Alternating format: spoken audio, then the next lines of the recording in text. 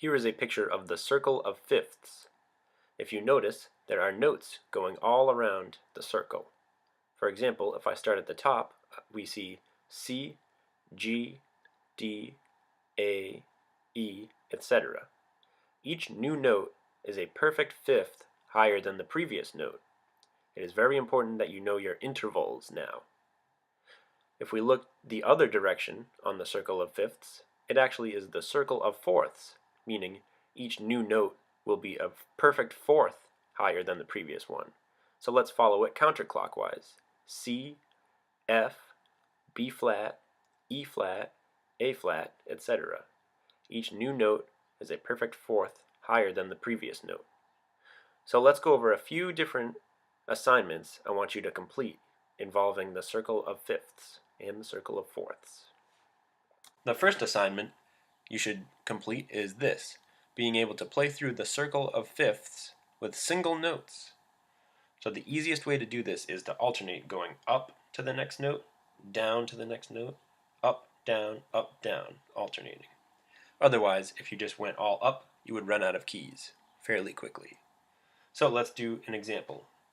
C, G, D, A, E, B, F sharp, C sharp, G sharp, D sharp, B flat, F, C, and then I'm back to where I started. I started on a C and I ended on a C.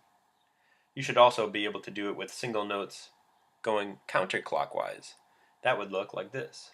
C, F, B flat, E flat, A flat, D flat, F sharp, B, E, A, D, G, C. Simple enough so far. So you should memorize each of those, going all the way through the circle, be able to start on any note. For example, I should be able to start on G. Keep going. I should be able to start on B flat, go counterclockwise, etc. So any combination of starting on a different note and doing clockwise or counterclockwise. The second assignment is to be able to play through the circle of fourths, making each note into a chord. So you should do this with major chords, minor chords, and diminished chords, as well as the inversions of each one. Let me show you an example. I will go clockwise with major chords. C major, G major, D major, A major, E major, B major, F sharp major, D flat major, A flat major,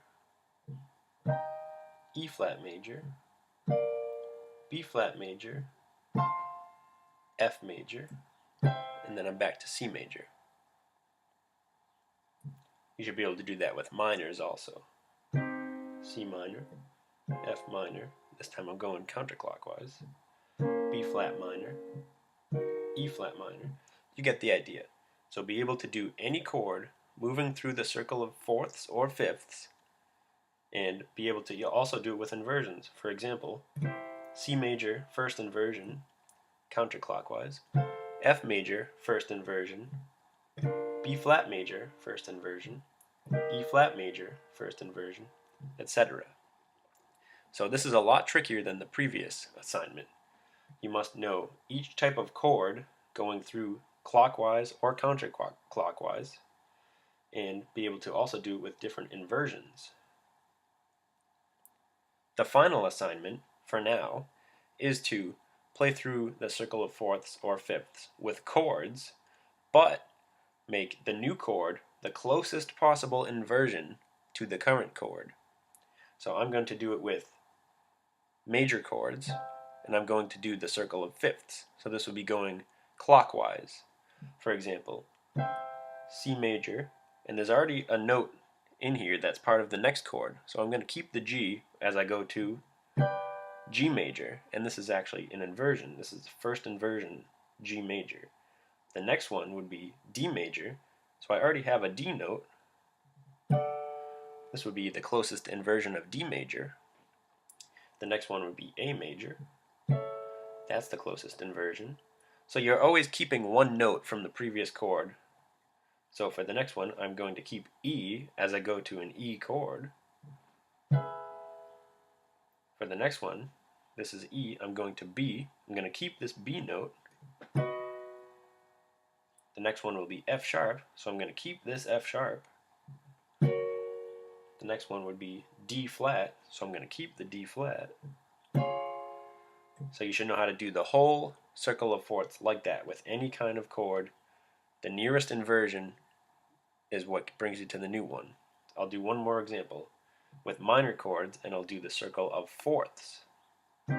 C minor, F minor, B flat minor, E flat minor, A flat minor, C sharp minor, F sharp minor, B minor, E minor, A minor.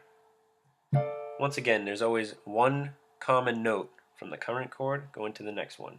So right now I'm on D minor. I will keep the D as I go to G minor, and then I'll keep this G as I go to C minor.